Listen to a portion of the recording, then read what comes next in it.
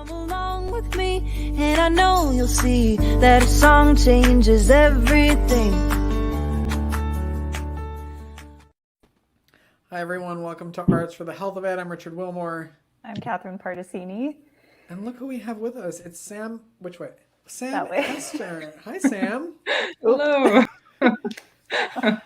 I love when so in the pre-interview form, one of the things we asked them is like, what would you name your episode? And when you had graphic medicine on there, I was like, that's what I'm stealing from it, because it's so simple way to describe something that's not so simple. And so I would love for you to kind of tell people, first of all, who you are and what you describe as graphic medicine. Yeah, thanks so much for having me here and for letting me talk about a subject that I am totally, I really love and I'm happy to let people know about too. So I live in Calgary, Canada, and I wear a couple of hats, but they all have to do with art and writing. I write comics and I draw the comics too. And I also work as a graphic recorder. So there's going to be lots of graphic in this talk. A graphic recorder is somebody who's like a visual note taker. So we can talk more about that later. But I discovered the emerging practice of graphic medicine about 10 years ago. It was a phrase that was coined by a British physician, Ian Williams, who thought of graphic medicine as the intersection between comics and healthcare. And this really resonated with me because I love comics. That's what I do anyway. But graphic medicine is a pretty wide community, and there's lots of different ways that pictures can help with healthcare. And it's exciting to see, how they're all how it's turning into lots of different things. Could you share too a little about your background prior to, because you've done a lot of different things, and I find this to be kind of common among artists, maybe is they have a lot of different experiences and it kind of all comes together somehow. Yeah, right now it feels like it's come together to be the way it is today, but it certainly has been a long journey of doing different things. Yeah, I studied literature and art, and I thought, like, I'm never going to make a living doing this. So I worked as a flight attendant for a long time. And I'm getting a frog in my throat, so I'm going to have a drink of water. Thank you. So I lived for a while in Germany, and I learned to speak German. So I was hired to be a flight attendant on a route from Canada to Germany because they needed the language speakers there. And I worked as a flight attendant for 15 years because it was such a good job that would let me have a sort of a steady income thing to do, but lots of free time to do freelance work and travel and figure out how could I ever make a living doing art and writing. And I always wrote comics, but it wasn't until about 10 years ago I found about this field of graphic recording, which was it's a practice where people can attend usually a conference or a meeting, anywhere where people are gathering in person to have a discussion about something. And I would come along as a note taker to kind of record the meeting minutes, but with lots of pictures as well as just the plain old notes, usually on a really big poster, so that you have something more engaging to take away from your event that you just were part of. And when I learned about that practice, that's what made me able to quit my flight attendant job and become a full-time art and writing person for the last 10 years now. That reminds me that we have someone on our board. That's how she takes notes at her church, is she draws, like, she'll draw but do little notes around it. That's exactly what she does. Interesting. Lots of people take notes with visuals. Like sometimes even just doodling is a really good something to give you to focus on while you're trying to pay attention. And sometimes the visuals are good memory tools for when you're looking at those notes later, you'll see that little picture that jumps out at you. And it doesn't have to be fancy, good quality art. It might just be like a little asterisk or a little underlining in color. It's just a visual element that helps you remember the content of what you're supposed to be capturing. Yeah, and it can communicate a lot without having to read tons of words. So you kind of eliminate some barriers there potentially with language too. Yeah, totally. Yeah. So you did graphic recording, and then so tell us how you kind of started with like doing this with medicine or with healthcare. Yeah, so there's a few different ways that, like, I discovered the term graphic medicine like sometime within the last 10 years. And when I thought of that, I was like, oh, there's so many ways I've been using graphics and art and writing as in a healthcare context. And there's a bunch of different ways that graphic medicine can be applied. But for myself, I certainly used it in my work as a graphic recorder when I'm taking notes at healthcare events. So if I'm listening to someone talk about, in anything in the field of medicine or healthcare, and they need some visual notes to help amplify that message or make that message more accessible, then pictures were always something I was doing anyway, with regards to that. And there's one picture I had on the list of pictures that we had available, and I think this one's called a patient journey map. That's one way that lots of healthcare practitioners are using pictures. It's a little hard to see because this is an example of a really big, I think it's like 8 feet long poster. Oh my goodness. So you can't really see the details, unfortunately. That's one of the downsides of graphic recording on a small screen. But this was just an example of how it was a rehabilitation hospital that wanted to show how this particular patient had gone through the journey of having, in his case, it was a leg that was amputated. And they wanted to show how in that process there were emergency doctors, there was a surgeon, there were physiotherapists, there was his family that was also present. There were all sorts of rehabilitation people who helped him get from entry into that facility to being back at home again. And so that's just one example of how I used, as a graphic recorder, I discovered like, wow, graphics can be really helpful in a healthcare setting. So that was one way that I learned about graphic medicine before really realizing that graphic medicine was an official thing. Right. And if you're listening and not watching, I would encourage you to go look because it's almost like it's like a timeline in a way, but there's so many pieces to it. That was actually an early example of one that I tried, and it was the rehabilitation hospital that engaged me, and we all didn't know what we were doing. We thought we'll get everybody together, we'll get the whole team together and talk about what we did and show the journey. But you really have to think about which pictures you choose and even which words you choose when you're telling a story. And that was an early example for me of like, this isn't quite so straightforward. You really have to plan ahead before you just scribble it all down and you assume it's going to work. Right. Otherwise, it's going to be 47 feet long. This might be an episode to watch on your TV. Like, watch through YouTube on your TV because you'll be able to see it better On full screen. Yeah.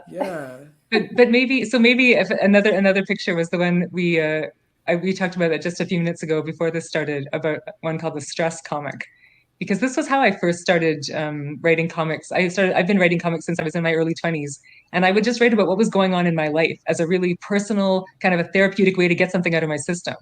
And in this comic from a really long time ago, I wrote like, oh, I'm really strung out. I just went to the dentist, or there's squirrels living in my house. And I was so, I was always just writing about, my own experiences. And this is kind of the opposite of that healthcare journey where there's so many people you have to consult ahead of time. This is just like an outpouring of my own immediate feelings about something. And this was, later I discovered the term graphic pathography, which is a story about illness. And that's how these days graphic medicine practitioners use graphic pathographies to tell patient stories from the patient's perspective. And this is such a helpful perspective for healthcare practitioners to see how does a patient see the experience or the experience of their illness or whatever is being discussed. But I didn't even know when I started writing my own autobiographical comics a long time ago that my own kind of outpourings of, teenage angst or whatever it was, that was a bit of the same, personal take on a story that can be quite informative in ways that you don't usually get in an official report. Right. And were those graphics you created something you shared with other people, or were those just very personal that you kept to yourself? Yeah. No, I always liked sharing them. I self-published lots of my comics, and these days I still write autobiographical comics that are published in different places because I always felt like if I'm telling my own story, then I can stand behind that. Like if I'm writing about other people, then you really have to think about how they're being represented and whether they're okay with that. But I really like comics. I really like telling real life stories. And so I would always write about myself because I knew that nobody would get upset if it was just me in the story. So very true. Go ahead. How many,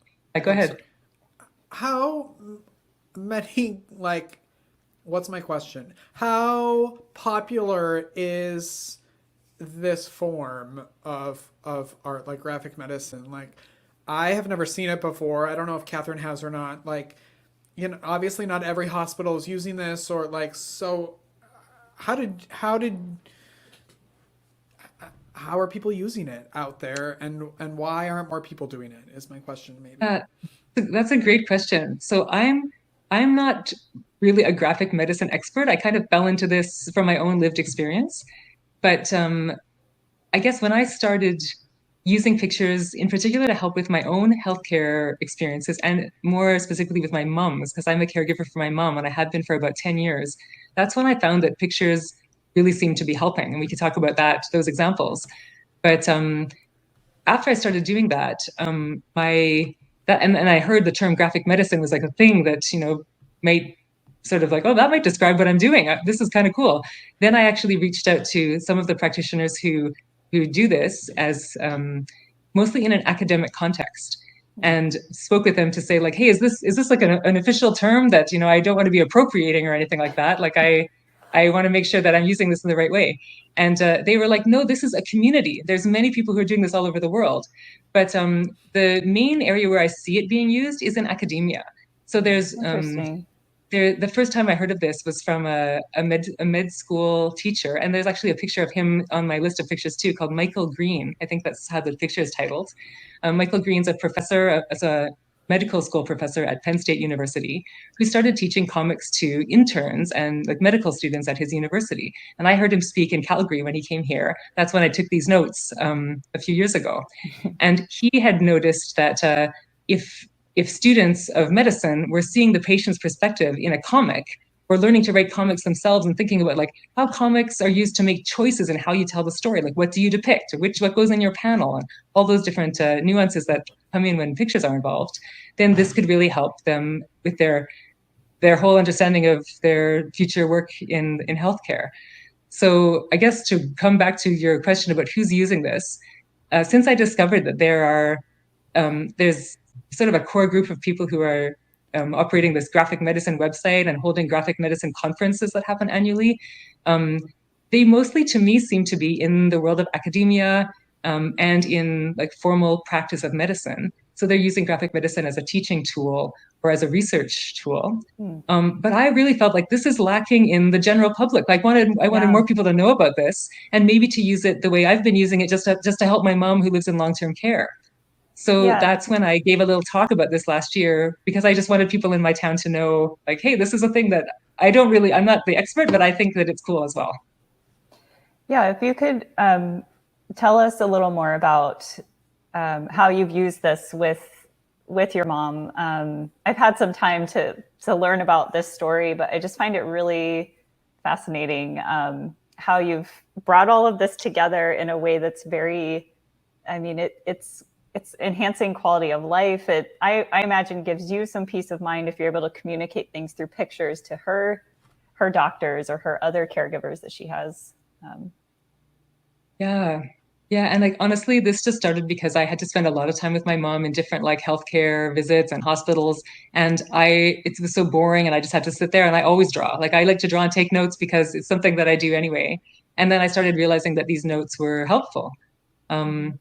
So I'm just looking, if I have some pictures that are labeled hospital, and I don't know, you can pick whichever one, because I would just go to the hospital with my mom and just draw pictures of what.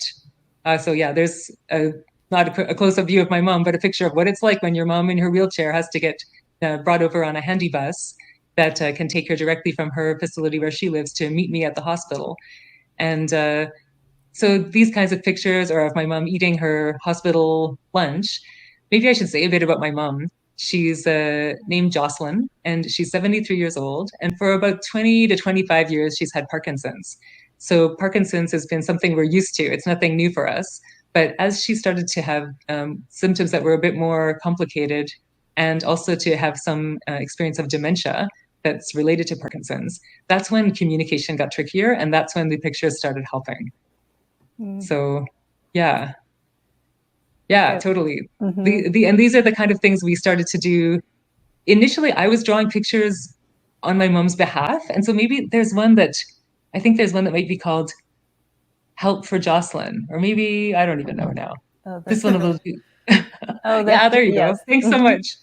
Yeah, so these are the pictures I would draw in the hospital when I found like pictures were helpful at times when you don't know the people, or when you can't be there to communicate with them in that moment yourself. Because if I was there, then I could say to the doctor, oh, my mom is having some issues with, these hallucinations. Like, she thinks she's holding something in her hand, but she actually isn't holding something in her hand.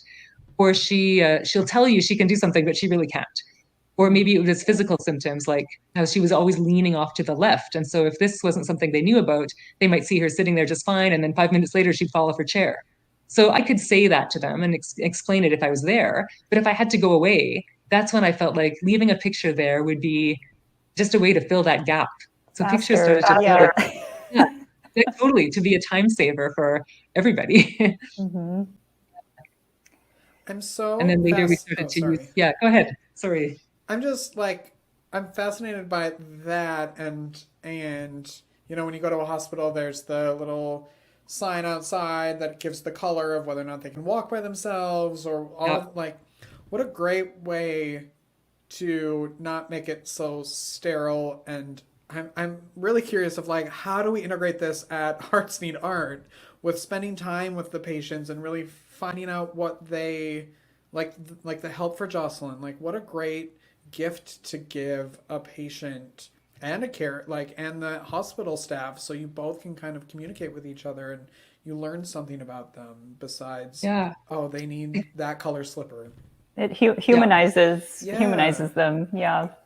But I think that's, yeah, go ahead again. I just wanted to kind of on that note, these are some of the other ones you've created to so that people coming into her room knew. But these ones were different because these were the ones that my mom dictated to me. Oh, Because okay. at first I was telling, oh, my mom leans off to the left, so can you, support her left side? But then when my mom was doing a bit better, and this was when she was able to advocate more for herself, and I asked her, like, what do you think they should know when they come into the room? And I had not realized that holding a full cup of water would be too heavy for her. But she told me, like, please draw a picture that says, don't fill the cup all the way. Or earlier, there was a picture you showed that said, please call me by my middle name. My mom goes by her middle name, Jocelyn, even though on the chart it says her name is Mary. And if they're going to say, Mary, Mary, where are you? It'll take her for a few minutes to realize, like, oh, they're talking to me. So that's something that it wouldn't say necessarily on the chart anywhere. So she identified certain issues that she found were always coming up for her. And then I was able to draw those pictures to, give her the same things we're just talking about, those things to humanize the care she was getting. Right. Yeah, there's another one. Were these Yeah, used she's as sort of left-handed. like artwork in her room, or did you have like a little booklet for the healthcare staff? Like, I'm curious how they were able to get access to it. How they could That's something that, like, I wish there was a way to just build this in, like these pictures should appear in the chart, like in a place where people always look. But I think in every new healthcare place that you are, there's going to be some new place that people are looking. And so I carried pictures around with me in my backpack, and wherever I'd go to some new appointment, we'd have them if we needed them, or we just like make copies of them. Like for the ones that were used, frequently, like always call my mom by her middle name. And if it was in a hospital room, maybe we'd tape it up on the wall or put it up on the door, or write it on a whiteboard. Or if we had somebody at a front desk we could give it to and say, keep that in her chart. It just has to present itself. And actually, this is the part that makes me think back to my flight attendant experience. I wanted to tell this because I always think of it, that when I used to work on a 12-hour flight from Calgary to Frankfurt, I used to set up the galley. So I'd set up like, this is the coffee and tea. Now this is when the breakfast comes out. And now this is when you get your hot towels or whatever those things are. The garbage collection goes through. It would be nice if you just had a little chart of here's what you do, because it's the same flight every time. And you have to do that same service every time. And often it can get confusing or you can run late or whatever. And I tried to make a bit of a navigational map to show, hey, well, at 6 o'clock, you take the things out of the fridge. And then at 4 o'clock, you make the coffee or whatever. But what I found was you can't really do that because every flight is going to be different. Every time you fly on that same exact route with the same number of passengers, the same everything, still things are going to happen you can't expect. Like there'll be turbulence, or there'll be, you'll have a different supplier that brought the yogurt that time, or you'll have a different number of passengers, or somebody who ordered a special meal. And the same with a healthcare journey. You can't just standardize and say, here's where you should always use those pictures, or these are always the pictures that are going to be helpful. Because every time there'll be maybe a different doctor that day, or you'll move to a new room in the hospital, or something will change. And you just have to be ready to use, like, I think you have to create pictures and communication tools that can be really adaptable, because you just can't tell how the journey's going to go. Right. It's not like carrying around your medication list, that never changes, right? It's it's constantly changing. Exactly. You talked a little bit about how your mom has dementia, and you have some drawings you shared with us. Do you mind if I throw some of those up? Yeah, of course. Yeah. Let's see. Oh, wait, I think it's this one. Yeah. Yeah. Yeah, if you could talk a little bit about this image and yeah, I'll let you Yeah. So this was made after my mom moved to long-term care, and she was not sort of in an acute, need for immediate care at the hospital. Like, her vitals were stable. People knew who she was, but she had been having hallucinations for a long time, and she, it wasn't apparent to other people, even to me. I didn't realize initially that this was something she was having, and to such an extent. So she told me about this, and then I tried to depict what she was going through by showing her experience of talking to the doctor who's asking her questions she can easily answer. She seems that outwardly to be, just fine. But inside, she's seeing these ghostly people around her. And by drawing a picture of that, I think it showed a few things. Like, first of all, it shows how you can see the ghostly people too now. If I draw them in the picture, now they're apparent to the viewer, and they can share that experience with my mom. Right. But also, you can share my mom's experience of feeling a bit isolated and dismissed by the doctor, who, like, he wasn't his fault. He couldn't see them, but the picture shows a bit more her experience of that isolation she was experiencing. Mm-hmm. Yeah. And then these comics were drawn for a magazine here in Calgary. It's a magazine about dementia and for families and people experiencing dementia. And so we wrote a few stories together, my mom and I, about her. This one was about her ghostly hallucinations and how we were able to learn more about them. And then the comics actually helped us. We took them to my mom's Parkinson's doctor, and he said, "Oh, I didn't know she was having hallucinations. Let's get some medication for that." And we thought that was we thought her hallucinations were kind of a side effect of some temporary medications she'd had at the hospital. Mm-hmm. But actually, these were an ongoing thing that could be treated. So the comic helped us to advocate for that. Mm. My grandfather had Parkinson's, and he had dementia as well.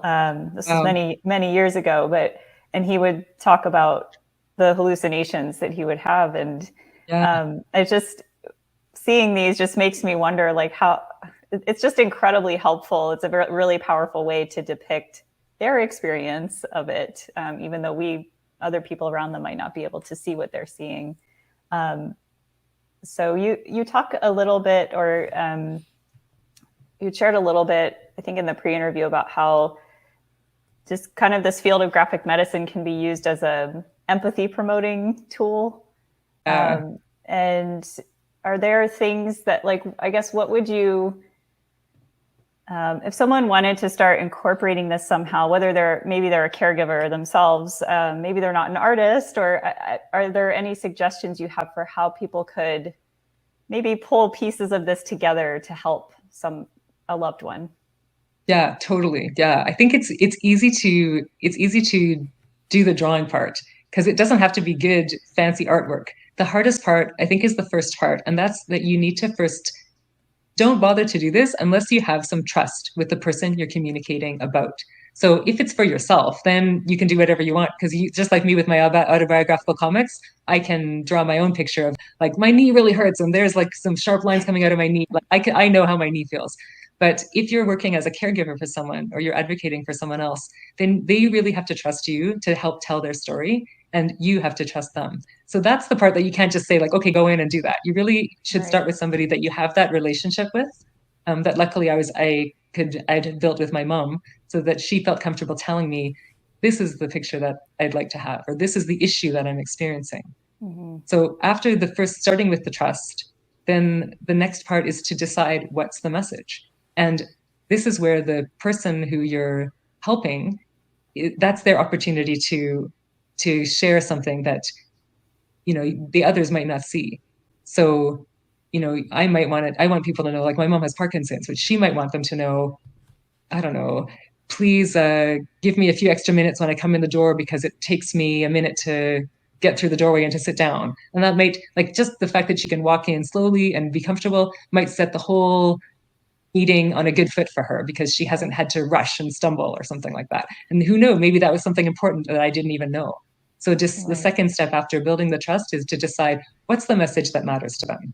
Is it like they go by their middle name, or whatever those little details are. And only then, the third one is draw the picture. But the picture is just so, it only arises out of those two other steps. And those are things that people know about their family members, or they have the opportunity to find out. Then you just need to find some artist, or if you, feel brave enough to do it yourself, draw a little stick figure, or draw a, even just write the words and draw some little sparkly lines around them, or highlight them or underline them, so that people will, it'll catch your eye and you'll look at them. The message is the important part more than the pictures. Right. Yeah, you make them look so beautiful, really, but some of them are also just like sort of doodles, like with the cup Totally. half, like it doesn't have Yeah. to be anything that you need crazy 20 years of experience in art or degree Yeah. to do. It's really And just it would getting the be it message would it would be across. nice if this was a mainstream thing that everybody did. So I still hope that that'll be the case. But in the meantime, since it isn't, you can take advantage of that.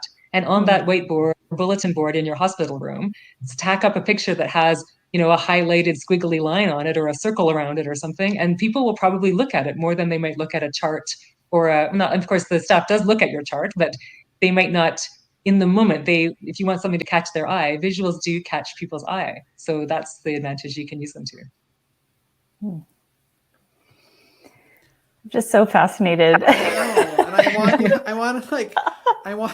I want you to come here to San Antonio and do a workshop for us at Hearts Need Art about how we can help facilitate that in hospitals, because it's so. Well, I'm figuring out, I haven't got it figured out, because this is not something I do for my full-time work. This is just something I started to do mostly with my mom, and the opportunities that keep occurring to me. Like, I really would love to have a program where people use pictures on admissions, for example, to long-term care, especially when there's people with dementia.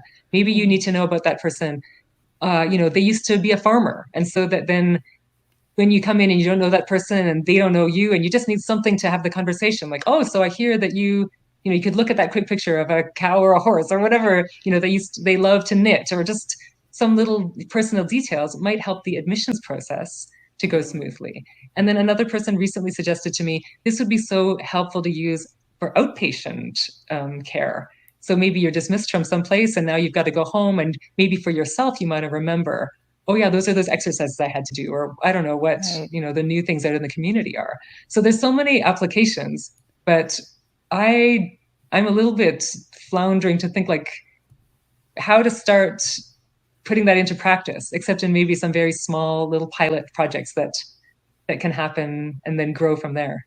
But I do love what you said about that you did it just for your mom's benefit, and I think that's a great message for people out there of like advocating for yourself and doing it. Doesn't have to be professional looking. It's really about advocating for yourself and making sure that that the point is made and that those little things matter. They matter, yeah. And because those people who are going through that with their loved one who's sick, or with their own experience, they know what those things are. Like, you'll know, oh, here's that thing that I always encounter when I go to the hospital. And maybe there's a time when you aren't going to be able to easily say that. Maybe you're just in the moment, you're nervous, or you might not have a chance to be sure you'll be able to find the time to talk to the doctor at the minute that the doctor's free. So if you have that picture or that little note ready, and you just have it ready for the moment that presents itself, then it really can make a difference on an individual level in a really big way. Because, it goes both ways, where the doctors are getting a ton of information and they're not going to remember that, this is how, or nurses or the nursing staff, like all of those little things, they may not remember the same way that you're, as a patient, getting a ton of information and you don't remember it. So I just love it. But people remember personal details. Like, they might not remember, like, oh, I've seen 5 people with broken leg today. But maybe that's the person who they used to work at a circus, or some like really strange, random, unforgettable detail that would never go into your medical chart, but you're allowed to put it in your little comic strip or your little picture on the wall, and that will make things memorable. And it's not like it's cheating. Like, that's really helpful to have memorable things to make people, make something stick out in your memory. Right. Oh, it's amazing. What is the best way for, if people want to get in touch with you or they want to learn more about this, can you give us some resources on that? Yeah, for sure. Yeah. So let me think.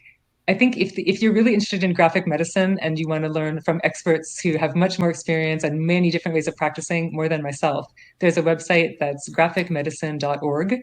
And that's where you can find the folks who really are part of this community doing like all sorts of groundbreaking, interesting research and studies and applications of this.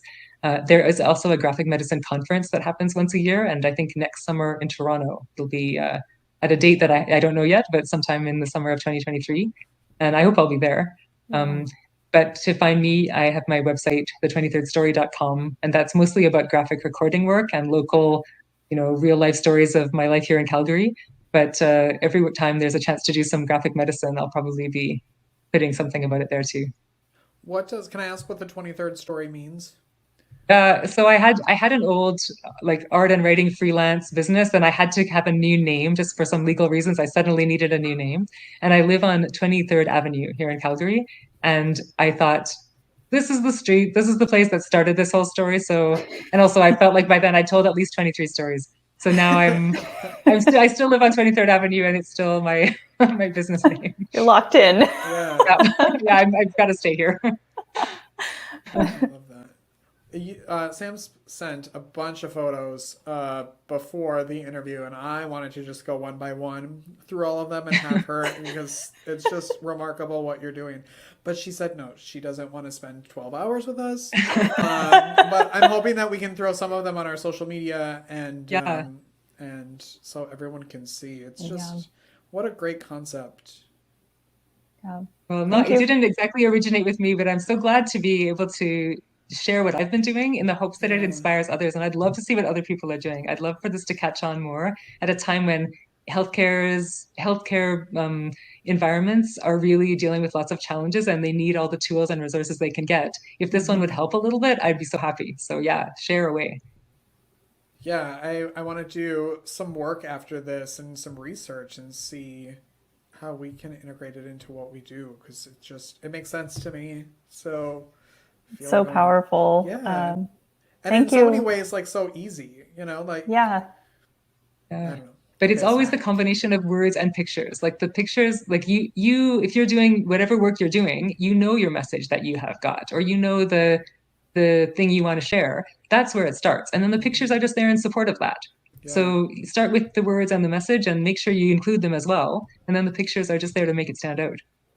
Even if it's clip art or something. Totally. Yeah, that's right. I mean, the more original and unique, the more eye-catching, the more memorable. But still, clip art is one step up from no clip art, right? So start small. Start with a visual that you're comfortable and see how it works. And then as you get more ambitious, then you can take it wherever you need. Right. Well, thank you so much, Sam. It was just great to learn more about how you're using this, and it just seems like such a vast opportunity. Like there's tons of opportunities to implement this. So thank you for spending time with us today. My pleasure. Thanks so much for having me. I'm really grateful. Thank you. And thanks for watching or listening. Make sure you subscribe wherever you're doing those things. Keep creating, everyone, and we will see you later. Bye. Bye-bye.